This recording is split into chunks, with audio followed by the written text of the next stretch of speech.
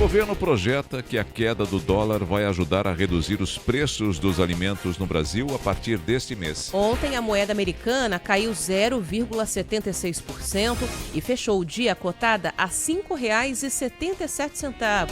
Foi o 12º recuo consecutivo. O mercado segue repercutindo positivamente o acordo entre Estados Unidos, México e Canadá para suspender a taxação de produtos por 30 dias. A avaliação é de que até o momento a situação é menos tensa do que a esperada inicialmente. Mesmo com as projeções positivas, o Banco Central indicou que o preço dos alimentos deverá continuar alto no médio prazo. A sinalização está na ata, que elevou a taxa de juros de 12,25% para 13,25% ao ano, divulgada nesta terça-feira pelo Comitê de Política Monetária do BC. Segundo o documento, diante do risco inflacionário, continua valendo a previsão de nova alta de 1 ponto na Selic na próxima reunião do Copom. Com isso, os juros devem subir para 14,25% ao ano. O teto esperado para o período é de 15%. O ministro da Fazenda, no entanto, mantém o otimismo. Além do dólar, Fernando Haddad espera que a safra deste ano alivie a pressão sobre alimentos da cesta básica, como arroz, feijão, café, verduras e carnes. O dólar estava 6,10, está 5,80. Né? Isso já ajuda muito, né? Porque essa escapada que deu. Estão trazendo, com a ação do Banco Central, a ação do Ministério da Fazenda, essas variáveis macroeconômicas se acomodam em outro patamar. E isso certamente vai favorecer. E eu estou muito confiante de que a safra desse ano, por todos os relatos que eu tenho tido do pessoal do agro, vai ser uma safra muito forte.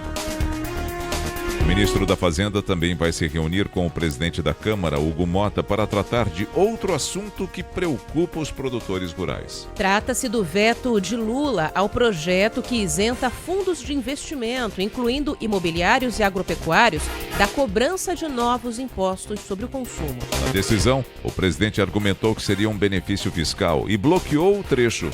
Representantes do agronegócio, porém, alegam que haverá redução nos investimentos do setor se o veto for mantido. É o que destaca o vice-presidente da Frente Parlamentar da Agropecuária, deputado federal Arnaldo Jardim.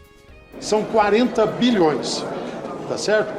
O crescimento é muito significativo, né? Então nós acreditamos que isso vai se ampliar. Mas 40 bilhões hoje, se colocar em risco, é muito. A instabilidade e essa dúvida dos fundos causará uma retração desse instrumento. Depois da repercussão negativa no agro, o governo agora avalia reconsiderar o veto presidencial. Bandeirantes 713. Outro fator que tem pressionado o custo de vida são serviços como manicure, limpeza, hospedagem, dentista. Em um ano, o segmento teve reajustes acima da inflação. Repórter Thiago Prudente. Não teve jeito. Depois de alguns meses segurando os preços, o corte de cabelo ficou mais caro, assim como outros serviços, e 10% acima do previsto. O aumento em um salão da Zona Sul de São Paulo ficou em 13%, como conta o proprietário André Nobre. Por conta do dólar alto, por conta do combustível alto, 90% dos produtos que usamos aqui no salão são importados. Então, o que acontece? Esse produto subiu muito.